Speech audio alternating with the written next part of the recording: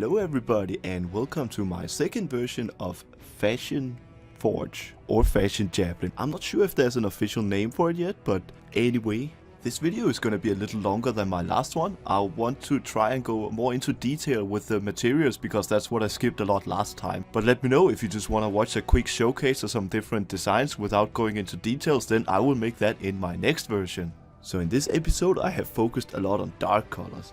And in my first design, you can see it is very simple, but I will explain a little bit deeper into the details that I put into this one. So as you can see, it's basically just black, and then I made this color here, which is a custom made glow stick color.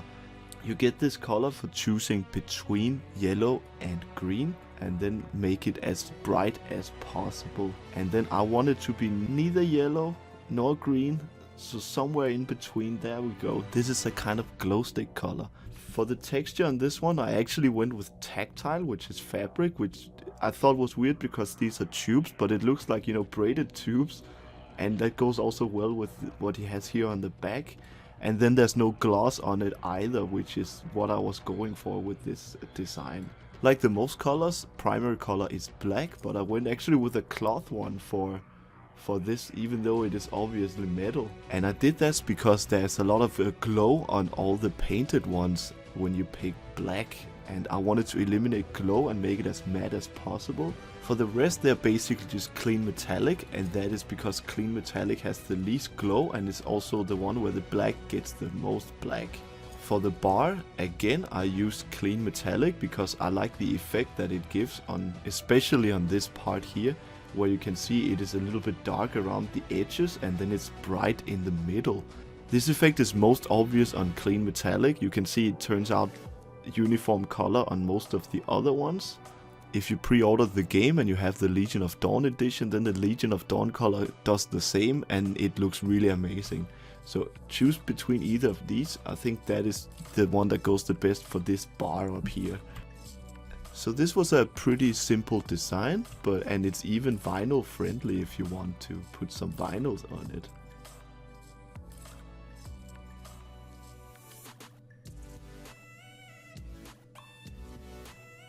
And here again we have a very dark design. I made this one specifically for the Legion of Dawn armor. So if you don't have that, then in the next one is going to be another one without the Legion of Dawn. So I basically picked mostly black with a few grays on it. The texture for the primary is not very important as long as it's just black and dark. The second one, which is the inside cloth here, then I picked, of course, heavy cloth. And this one is the one that's really interesting. This is the color that you see on the cloak here. You can see how it changes between orange, red and yellow. And you get this effect from the Legion of Dawn texture. And if you don't have the Legion of Dawn texture, you're not gonna have this pattern anyway, but you can choose clean metallic also because that gives kind of the same effect. You can change the color, but not everyone has the same kind of color changing effect as the orange color does. As long as it is a bright color, it can change a lot in the light, so just pick any bright color that you prefer. And not much to say about the last ones. For the jaw, I picked a bare metal one.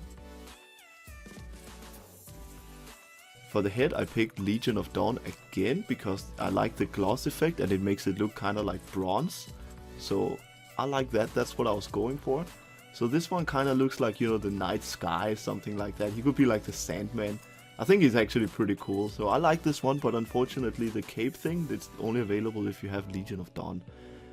But anyway, let's move on to the next one. Now this design is something anyone can just go and do. I picked mainly just white colors. The texture is not something I put a lot of emphasis into, except for this one. Like I mentioned a lot, I use clean metallic because it has this glossy thing. You can see it kind of changes color in the light. And I really like that. I used it on basically all my designs. So this one, or if you have the Legion of Dawn, you can also choose that one. But you don't have to, just pick this one. And then I went for an orange color because I thought, you know, white and blue was not enough. I needed some more bright colors, so I picked this one.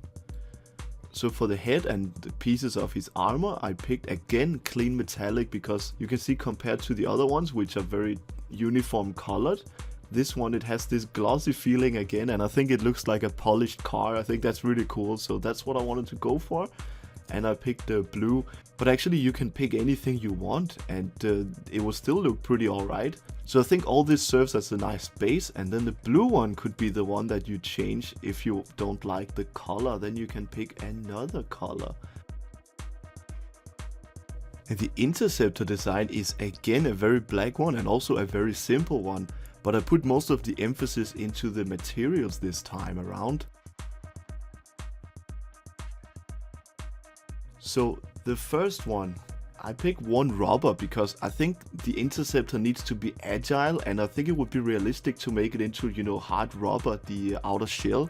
If it's metallic, it's gonna be too heavy. So I picked this rubber one, and it gives a nice effect as well. I think it looks really nice, so that's a double plus there. The second one, which is the jaw up here, I think that could actually be metal. You can see these claws here and the wings. It would make sense if that was a metal, so I actually made it one that is not coated or anything. I just picked bare metal common. You can of course change it into what, like silver or something if you want to do that. But for me they look more or less the same. And for the third one I chose rubber again, and that is mostly because it's not too shiny, and that is kind of what I want to go for. This one again, black, but I chose a fabric. And I chose tactile because this is a very sturdy kind of material, and it is still cloth, so it is flexible, and I think that will make a lot of sense to put here in the joints where you're supposed to be flexible. And for this one I chose one with two colors, because I did want the whole thing to be more or less black, like ninja-ish, but I did think it kind of lacked a little bit of color, so it needs some more texture, and that is why I picked this one, and actually it's a really nice effect. It still goes well with the night camouflage theme, and I could imagine this being a thing in a real uniform.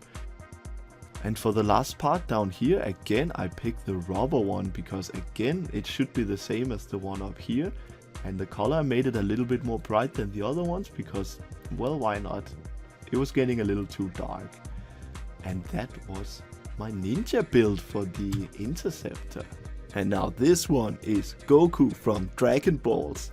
Jared Westfall suggested this, and I think it was a really nice idea because the Interceptor is a melee build, and Goku, he also smashes people in melee. I struggled a bit with this one because you cannot select torso only or legs only, so it had to be the right color scheme but in the right places, and that was a little bit difficult, but this was the best one I could kind of come up with. For texture I used leather, cloth and rubber because I don't want to make it metallic at all since it's supposed to be cloth, but then at the same time I also wanted it to be a little bit different, so it's not all just cloth. It's not entirely correct, but it's really the best I could come up with. So that was Goku, just real quick.